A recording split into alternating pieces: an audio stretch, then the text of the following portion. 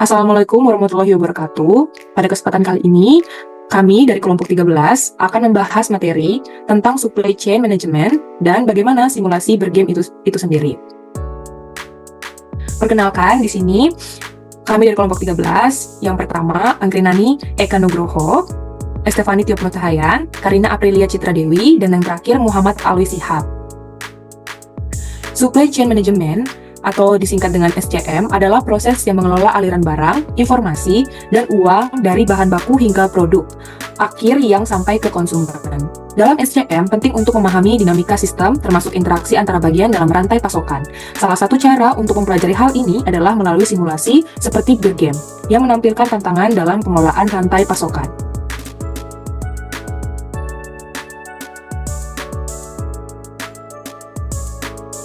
Beer Game adalah sebuah simulasi yang dirancang untuk mengilustrasikan tantangan dalam manajemen rantai pasokan. Permainan ini sering digunakan dalam pendidikan dan pelatihan untuk menunjukkan bagaimana keputusan yang diambil oleh satu pihak dalam rantai dapat mempengaruhi seluruh sistem. Seperti contoh pada gambar di sini, ini adalah gambaran bagaimana Beer Game itu terlaksana. Selanjutnya yaitu kita masuk dalam pemainnya. Jadi Beer Game sendiri ada 4 pemain, yaitu ada retailer, wholesaler, distributor, dan manufaktur. Dengan retailer sendiri adalah memenuhi incoming order dari customer dan memasok produk melalui wholesaler. Untuk wholesaler sendiri, tugasnya adalah memenuhi incoming order dari retailer dan memasok produk melalui distributor. Sedangkan distributor yaitu memenuhi incoming order dari wholesaler dan memasok produk melalui manufaktur. Dan pemain terakhir yaitu adalah manufaktur yang tugasnya adalah memenuhi incoming order dari distributor dan memproduksi produk. Bisa di next. Nah, aturan pemainnya sendiri, permainan sendiri ada 3, yaitu yang pertama, banyaknya outgoing order akan sesuai dengan kehendak pemain. Jadi pemain bebas untuk mengatur orderannya berapa. Nah, yang kedua yaitu pengiriman awal atau incoming delivery terjadi pada week ketiga pada setiap pemain. Nah, yang terakhir yaitu biaya inventory sebesar $2 dan biaya backlog sebesar $5. Bisa di next. Oke, selanjutnya akan saya teruskan yaitu alur permainan. Yang pertama ada formasi tim. Permainan melibatkan 4 peran dalam rantai pasokan, yaitu ada retailer, wholesaler, distributor, dan manufaktur. Kedua, pengaturan awal. Setiap pemain mendapatkan persediaan awal bir dan pendaftaran pesanan. Setiap pemain hanya berinteraksi dengan yang berada tepat di atas atau di bawah mereka di rantai pasokan. Lalu yang ketiga, mulai permainannya.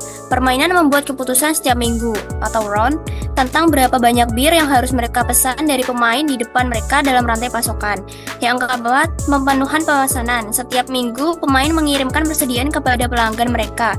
Pemain di belakang mereka sesuai pesanan yang diterima, jika stok mencukupi. Next. Dan lanjut yang kelima, penyesuaian persediaan dan pesanan. Pemain harus mengatur stok bir berdasarkan pesanan yang masuk dan memutuskan berapa banyak yang akan mereka pesan dari pemasok. Selanjutnya yang keenam, biaya penyimpanan dan keterlambatan. Setiap keputusan berdampak pada biaya, termasuk biaya penyimpanan stok berlebih dan penalti keterlambatan jika tidak bisa memenuhi pesanan. Lanjut yang ketujuh, berlanjut hingga akhir. Permainan berlangsung selama beberapa minggu.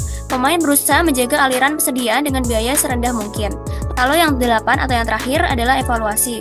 Setelah semua minggu selesai, pemain dievaluasi berdasarkan total biaya yang mereka hasilkan selama permainan. Oke, next.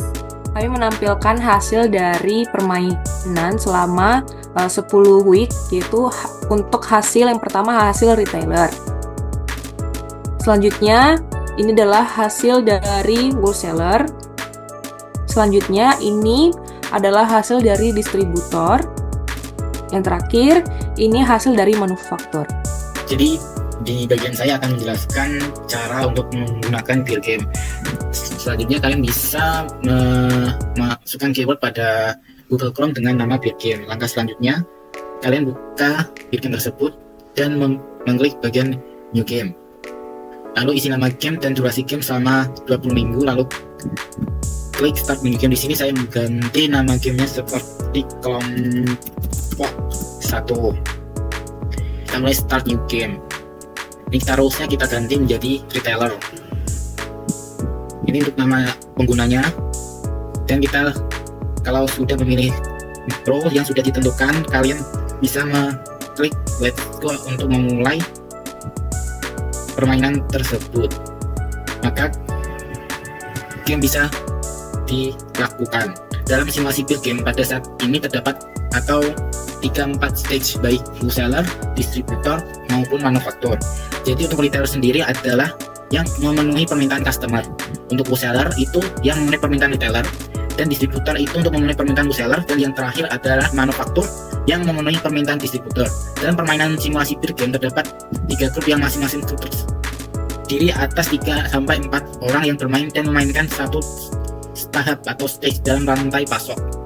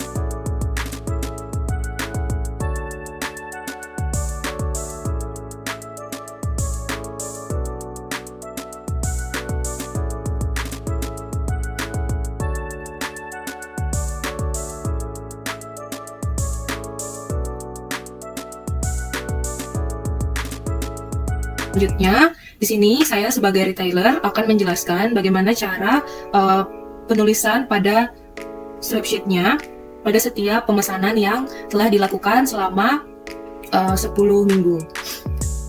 Di sini ada incoming delivery, di mana incoming delivery ini adalah tempat untuk pengiriman barang masuk yang berasal dari upstream stack atau hulu. Kedua, ada available, adalah jumlah barang yang tersedia minggu ini dihitung dengan penjumlahan inventory minggu sebelumnya dan incoming delivery minggu ini. Yang ketiga, ada incoming order atau new order, adalah tempat untuk pesanan yang masuk di mana berasal dari downstream stack atau hilir. Yang keempat, ada to ship, di mana to ship ini adalah jumlah barang yang akan dikirim minggu ini dihitung dengan penjumlahan back order minggu sebelumnya dan incoming order minggu ini. Yang kelima, ada your delivery, di mana ini adalah jumlah barang yang siap dikirim berdasarkan available to ship kecuali available tidak memenuhi to ship. Yang keenam, ada backlog, atau jika pesanan yang masuk tidak dapat sepenuhnya terpenuhi karena kurangnya item yang berada di dalam persediaan. Ketujuh, ada inventory, di mana ini adalah stok barang di gudang setelah pengiriman. Yang kedelapan, ada outgoing order, yaitu melakukan order ke alur atas. Contohnya sebagai distributor melakukan pesanan ke manufaktur diambil berdasarkan keputusan kita. Yang terakhir, ada cost. Ini adalah total biaya dari jumlah inventory dikali inventory cost dan back order dikali back order cost pada setiap minggu bila memiliki back order pada minggu itu. Baiklah, di sini saya akan berikan contoh untuk pengisiannya. Yang pertama, di minggu 0 ini tidak ada barang yang masuk. Sedangkan untuk jumlah barang yang tersedia ada 12. Untuk incoming ordernya atau new ordernya masih kosong. To ship-nya juga. Untuk inventory-nya itu melihat dari available-nya, jumlah yang tersedia. Lalu di sini yang melakukan upstream stack senilai 2. Maka hasilnya $24 ini berasal dari inventory dikali inventory cost ditambah backlog cost-nya. Selanjutnya pada minggu pertama di sini masih kosong. Untuk available atau jumlah persediaannya 12. Di sini ada new order yaitu senilai 4. Lalu barang yang mau dikirim 4. Kita tulis juga di sini untuk pengiriman yang akan dikirim yaitu 4. Backlog-nya masih terpenuhi, jadi kita tulis saja 0. Lalu untuk stoknya itu adalah available dikurang dengan orderan yang masuk. Jadi 12 dikurang 4 sama dengan 8. Lalu di sini saya melakukan upstream lagi senilai 2. Kita kalikan lagi seperti rumus yang tersedia, maka hasilnya senilai $16. Selanjutnya, pada minggu kedua, saya melakukan incoming delivery. Lalu Untuk stoknya ini berasal dari penambahan barang yang di gudang ditambah dengan upstream tadi senilai, jadi di sini menjadi 10 untuk persediaan. Lalu ada new orders 4, kita tulis lagi seperti pada minggu pertama. Lalu di sini stok gudangnya 6 karena persediaan 10 dikurang dengan orderan yang masuk, yaitu 4. Di sini saya juga melakukan upstream lagi senilai 2. Lalu kita kalikan lagi menggunakan rumus yang sudah ada, maka hasilnya $12. Baik, di sini saya akan menjelaskan hasil dari permainan pada minggu keempat untuk bagian wholesaler. Jadi pada minggu keempat bagian wholesaler itu sendiri didapatkan incoming order sebesar 6. Hal ini dikarenakan pada minggu pertama wholesaler itu melakukan outgoing order itu sebesar 6.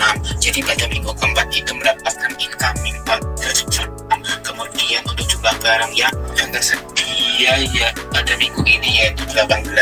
18 ini didapat dari jumlah persediaan pada minggu ketiga yaitu 14 ditambah 4 sampai dengan 14. Kemudian wholesaler sendiri mendapatkan incoming order itu sebesar 2. Kemudian untuk jumlah barang yang akan dikirim minggu ini yaitu 2. Kemudian your delivery atau jumlah barang yang siap dikirim yaitu sebesar 2, yaitu sesuai dengan permintaan. Kemudian untuk backlog-nya sama dengan 2. Kemudian inventory-nya itu sebesar 16 dan melakukan outgoing order untuk minggu berikutnya yaitu sebesar 1.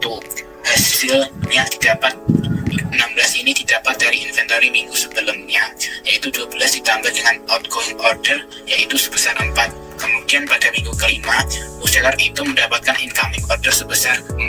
4 ini pengiriman dari permintaan outgoing order di minggu kedua yaitu sebesar 4. Kemudian untuk jumlah barang yang tersebut di minggu ini yaitu 20. 20 ini didapat dari 18 ditambah dengan 2 sehingga hasilnya menjadi 20. Kemudian untuk incoming ordernya yaitu 3. Kemudian jumlah barang yang dikirim itu 3. Kemudian your delivery-nya itu sesuai permintaan yaitu 3. Untuk backlog-nya itu adalah 0 dan untuk inventory-nya itu sebesar 17. Kemudian untuk total cost-nya yaitu sebesar 34. Kemudian pada minggu wholesaler itu mendapatkan incoming order yaitu sebesar 4. Ini didapat dari outgoing order pada minggu ke-6 wholesaler itu mendapatkan incoming order yaitu sebesar 4.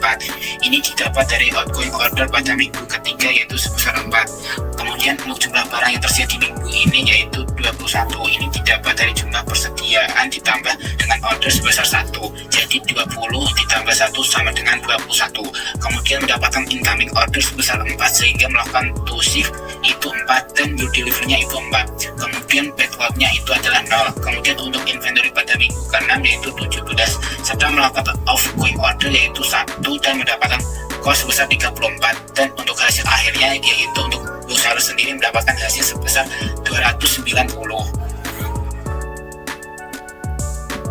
Ya, POV dari distributor pada minggu ke-7, incoming delivery yang diterima adalah 2. Lalu available-nya ada 14 dari inventory minggu lalu ditambah dengan incoming delivery-nya.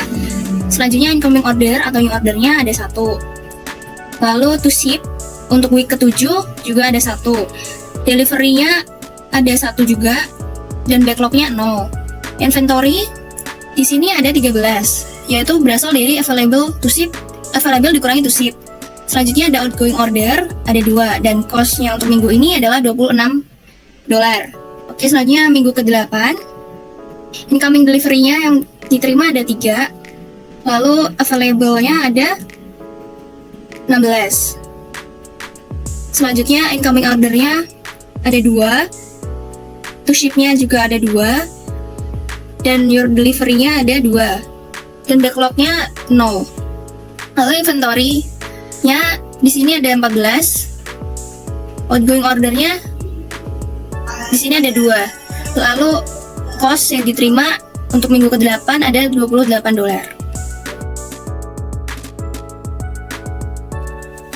Nah, di sini saya akan menjelaskan mengenai role saya yaitu pada bagian manufaktur. Nah, untuk manufaktur sendiri saya akan menjelaskan pada minggu ke-9 dan minggu ke-10.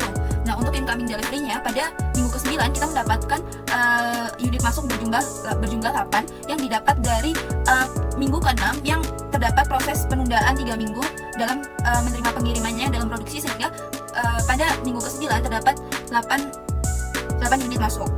Nah, selanjutnya untuk pada bagian available-nya, yaitu terdapat 16 stok yang dihitung dari inventory last week, yaitu inventory pada minggu ke-8 yang berjumlah 8, ditambah incoming delivery dari minggu ke-9 yaitu berjumlah 8, jadinya terdapat 16. Setelah itu untuk incoming ordernya di sini saya memasukkan 2. Setelah itu untuk to ship-nya, pihak manufaktur itu juga mengirimkan 2 unit pesanan kepada distributor untuk memenuhi pesanannya. Nah, 2 unit ini didapat dari backlog minggu lalu, last week. Setelah itu ditambah dengan incoming order minggu ke-9, jadinya terdapat 2 unit.